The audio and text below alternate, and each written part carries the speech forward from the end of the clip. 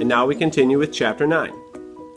Hungry and trembling, James stood alone out in the open, wondering what to do.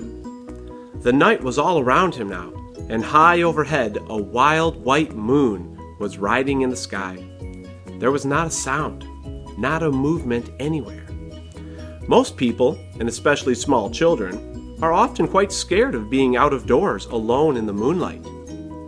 Everything is so deadly quiet, and the shadows are so long and black, and they keep turning into strange shapes that seem to move as you look at them, and the slightest little snap of a twig makes you jump. James felt exactly like that now. He stared straight ahead with large, frightened eyes, hardly daring to breathe. Not far away, in the middle of the garden, he could see the giant peach towering over everything else. Surely it was even bigger tonight than ever before. And what a dazzling sight it was. The moonlight was shining and glinting on its great curving sides, turning them to crystal and silver. It looked like a tremendous silver ball lying there in the grass, silent, mysterious, and wonderful. And then all at once, little shivers of excitement started running over the skin on James's back. Something else, he told himself. Something stranger than ever this time is about to happen to me again soon. He was sure of it. He could feel it coming. He looked around him, wondering what on earth it was going to be. The garden lay soft and silver in the moonlight. The grass was wet with dew, and a million dewdrops were sparkling and twinkling like diamonds around his feet. And now suddenly, the whole place, the whole garden, seemed to be alive with magic. Almost without knowing what he was doing, as though drawn by some powerful magnet, James Henry Trotter started walking slowly toward the giant peach.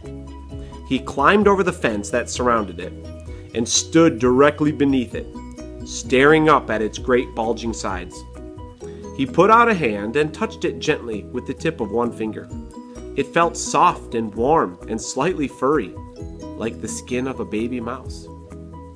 He moved a step closer and rubbed his cheek lightly against the soft skin. And then suddenly, while he was doing this, he happened to notice that right beside him and below him, close to the ground, there was a hole in the side of the peach. Chapter 10. It was quite a large hole, the sort of thing an animal about the size of a fox might have made. James knelt down in front of it and poked his head and shoulders inside. He crawled in. He kept on crawling. This isn't just a hole, he thought excitedly. It's a tunnel. The tunnel was damp and murky, and all around him there was the curious bittersweet smell of fresh peach. The floor was soggy under his knees, the walls were wet and sticky, the peach juice was dripping from the ceiling. James opened his mouth and caught some of it on his tongue. It tasted delicious. He was crawling uphill now, as though the tunnel were leading straight toward the very center of the gigantic fruit. Every few seconds, he paused and took a bite out of the wall. The peach flesh was sweet and juicy, and marvelously refreshing. He crawled on for several more yards, and then suddenly, bang! The top of his head bumped into something extremely hard, blocking his way. He glanced up. In front of him there was a solid wall that seemed at first as though it were made of wood. He touched it with his fingers. It certainly felt like wood, except that it was very jagged and full of deep grooves. "Good heavens," he said. "I know what this is. I've come to the stone in the middle of the peach." Then he noticed that there was a small door cut into the face of the peach stone. He gave a push. It swung open. He crawled through it, and before he had time to glance up and see where he was, he heard a voice saying, "Look who's here!" And another one said, "We've been waiting for you." James stopped and stared at the speakers, his face white with horror. He started to stand up, but his knees were shaking so much he had to sit down again on the floor. He glanced behind him, thinking he could bolt back into the tunnel the way he had come, but the doorway had disappeared. There was now only a solid brown wall behind him. James's large, frightened eyes traveled slowly around the room. The creatures were sitting on chairs. Others, reclining on a sofa, were all watching him intently. Creatures? Or were they insects? An insect is usually something rather small, is it not? A grasshopper, for example, is an insect.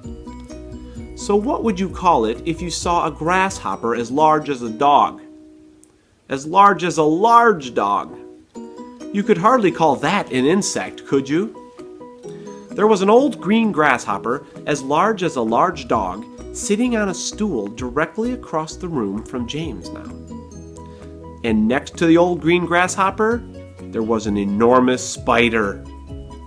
And next to the spider, there was a giant ladybug with 9 black spots on her scarlet shell. Each of these 3 was squatting upon a magnificent chair. On a sofa nearby, reclining comfortably in curled up positions, there was a centipede and an earthworm. On the floor over in the far corner, there was something thick and white that looked as though it might be a silkworm. But it was sleeping soundly and nobody was paying any attention to it. Each one of these creatures was at least as big as James himself, and in the strange greenish light that shone down from somewhere in the ceiling, they were absolutely terrifying to behold. "I'm hungry," the spider announced suddenly, staring hard at James. "I'm famished," the old green grasshopper said. "So am I," the ladybug cried. The centipede sat up a little straighter on the sofa. "Everyone's famished," he said. "We need food." 4 pairs of round, black, glassy eyes were all fixed upon James. The centipede made a wiggling movement with his body, as though he were about to glide off the sofa, but he didn't. There was a long pause, and a long silence. The spider, who happened to be a female spider, opened her mouth and ran a long black tongue delicately over her lips. "Aren't you hungry?" she asked suddenly, leaning forward and addressing herself to James. Poor James was backed up against the far wall, shivering with fright and much too terrified to answer. "What's the matter with you?" the old green grasshopper asked. "You look positively ill." "He looks as though he's going to faint any second," the centipede said. "Oh my goodness, the poor thing," the ladybug cried. "I do believe he thinks it's him we are wanting to eat." There was a roar of laughter from all sides. Oh dear, they said. "What an awful thought." "You mustn't be frightened," the ladybug said kindly. "We wouldn't dream of hurting you. You are one of us now. Didn't you know that? You are one of the crew. We're all in the same boat." "We've been waiting for you all day long," the old green grasshopper said. "We thought you were never going to turn up. I'm glad you made it." "Cheer up, my boy, cheer up," the centipede said. "And meanwhile, I wish you'd come over here and give me a hand with these boots. It takes me hours to get them all off by myself." Chapter 12. James decided that this was most certainly not a time to be disagreeable, so he crossed the room to where the centipede was sitting and knelt down beside him. "Thank you so much," the centipede said. "You are very kind." "You have a lot of boots," James murmured. "I have a lot of legs," the centipede answered proudly, "and a lot of feet. 100 to be exact." "There he goes again," the earthworm cried, speaking for the first time. "He simply cannot stop telling lies about his legs. He doesn't have anything like 100 of them. He's only got 42. The trouble is that most people don't bother to count them. They just take his word. And anyway, there is nothing marvelous, you know, Centipede, about having a lot of legs." "Poor fellow," the Centipede said, whispering in James's ear. "He's blind.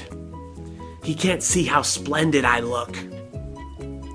"In my opinion," the earthworm said, "the really marvelous thing is to have no legs at all, and to be able to walk just the same." "You call that walking?" cried the Centipede. "You're a slitherer. That's all you are. You just slither along." "I glide," the earthworm said primly. "You are a slimy beast," answered the Centipede. "I am not a slimy beast," the earthworm said. "I am a useful and much-loved creature. Ask any gardener you like. And as for you—" "I am a pest," the Centipede announced, grinning broadly and looking around the room for approval. "He is so proud of that," the ladybug said, smiling at James, "though for the life of me I cannot understand why." "I am the only pest in this room," cried the Centipede, still grinning away, "unless you count old green grasshopper over there. But he is long past it now. He is too old to be a pest anymore." The old green grasshopper turned his huge black eyes upon the Centipede and gave him a withering look. "Young fellow," he said, speaking in a deep, slow, scornful voice, "I have never been a pest in my life. I am a musician." "Hear, hear," said the ladybug. "James," the Centipede said. "Your name is James, isn't it?" "Yes." "Well, James, have you ever in your life seen such a marvelous, colossal centipede as me?" "I certainly haven't," James answered. "How on earth did you get to be like that?" "Very peculiar," the Centipede said. "Very, very peculiar indeed. Let me tell you what happened. I was messing about in the garden under the old peach tree, and suddenly a funny little green thing came wiggling past my nose. Bright green it was, and extraordinarily beautiful, and it looked like some kind of a tiny stone or crystal." "Oh, but I know what that was!" cried James. "It happened to me too," said the ladybug. "And me," Miss Spider said. "Suddenly there were little green things everywhere. The soil was full of them." "I actually swallowed one," the earthworm declared proudly. "So did I," the ladybug said. "I swallowed 3, the Centipede cried. "But who's telling this story anyway? Don't interrupt." "It's too late to tell stories now," the old green grasshopper announced. "It's time to go to bed." "I refuse to sleep in my boots," the Centipede cried. "How many more of them to come off, James?" "I think I've done about 20 so far," James told him. "Then that leaves 80 to go," the Centipede said. 22, not 80, shrieked the earthworm. "He's lying again." The Centipede roared with laughter. "Stop pulling the earthworm's leg," the ladybug said. This sent the Centipede into hysterics. "Pulling his leg?" he cried, wiggling with glee and pointing at the earthworm. "Which leg am I pulling? You tell me that." James decided that he rather liked the Centipede. He was obviously a rascal, but what a change it was to hear somebody laughing once in a while. He had never heard Aunt Sponge or Aunt Spiker laughing aloud in all the time he had been with them. "He really must get some sleep," the old green grasshopper said. "We've got a tough day ahead of us tomorrow. So would you be kind enough, Miss Spider, to make the beds?" Chapter 13.